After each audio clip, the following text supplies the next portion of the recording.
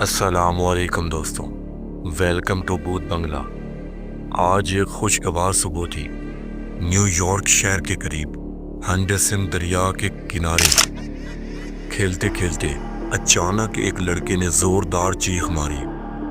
چیخ اتنی زیادہ تھی کہ تمام لوگ اس لڑکے کی طرف دیکھنے لگے۔ لڑکے نے کہا، وہ دیکھو، پانی میں کوئی ڈوب گیا ہے۔ پانی کا بہاؤ اتنا تیز تھا کہ وہ ایک لاش کو دریا کے کنارے لے آیا تھا۔ 911 پر کال کرنے کے بعد پولیس موقع پر پہنچ گئی۔ پولیس نے جب لاش کو دیکھا تو پولیس والوں کی سانسیں اکھڑ گئیں۔ لڑکا 22 سال کا لگ رہا تھا۔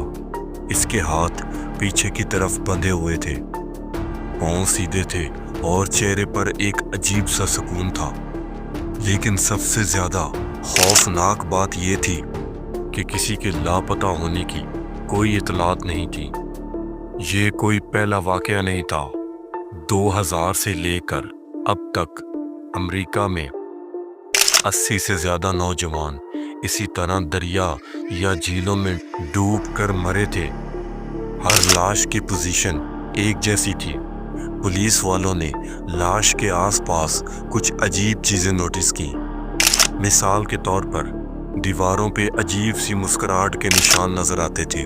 لوکل پولیس اور FBI کے پاس کوئی انفارمیشن نہیں تھی، لیکن جن خاندانوں کے بیٹے غائب ہو گئے تھے وہ جانتے تھے کہ یہ کوئی عام حادثہ نہیں۔ احمد ایک پاکستانی لڑکا تھا جو امریکہ میں صحافت کا کام کرتا تھا۔ اس نے ایک دن اخبار میں یہ عجیب خبر پڑھی اور ایک نوجوان دریا میں ڈوب گیا اور مسکراہٹ کا نشان وہاں پر موجود تھا۔ وہ یہ خبر پڑھ کر حیران ہو گیا۔ اس نے ایک خاص بات نوٹ کی کہ یہ اس ہفتے کی تیسری لاش تھی۔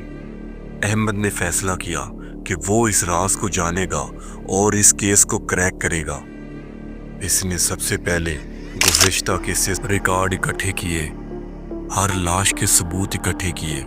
شاہد کی فورینسک رپورٹ کے مطابق 80% لاشوں کے خون میں ایک عجیب زہر پایا گیا تھا، مگر یہ زہر کون دے رہا تھا اور یہ مسکراہٹ کا نشان کیوں بناتا تھا، یہ ساری چیزیں احمد کے دماغ میں چل رہی تھیں۔ احمد کو پتہ چلا اس سے پہلے بھی کچھ پرانی رپورٹس میں ان واقعات کا ذکر تھا۔ اس نے ایک جیل میں کسی قیدی سے ملاقات کی درخواست کی۔ وہ قیدی ایک پرانی گینگ سے تعلق رکھتا تھا۔ اس نے احمد کو بتایا، یہ کام اکیلا کوئی نہیں کر سکتا، بلکہ یہ کوئی گروپ ہے جو اپنے پہچان کے طور پر ایک مسکراہٹ بنا کر چھوڑ دیتا ہے، مگر اس گینگ کا نام کوئی نہیں جانتا۔ ایک رات احمد کو ایک انجان نمبر سے فون آیا۔ فون میں ایک دھمکی بھری آواز آئی، اگر تم نے یہ کیس بند نہیں کیا تو تمہاری لاش بھی اسی طرح ملے گی۔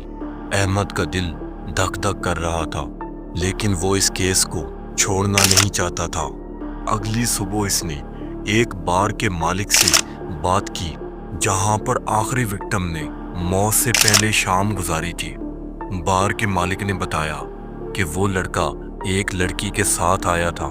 اس کے ہاتھ میں ایک کالی جیکٹ تھی۔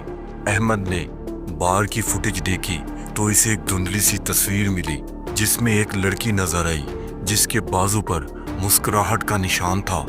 احمد نے فوراً اپنی تحقیقات کے بارے میں FBI کو بتایا، لیکن انہوں نے کہا کہ یہ سب اتفاق ہے، ہمارے پاس کوئی ثبوت نہیں کہ یہ قاتل ہے۔ احمد کو غصہ آیا اور یہ بولا کہ 80 لاشیں گر چکی ہیں اور آپ کہتے ہیں کہ یہ اتفاق ہے، مگر FBI کے آفیسر نے کوئی قدم نہیں اٹھایا۔ احمد نے ایک وکٹم کے گھر والوں سے بات کرنے کی کوشش کی۔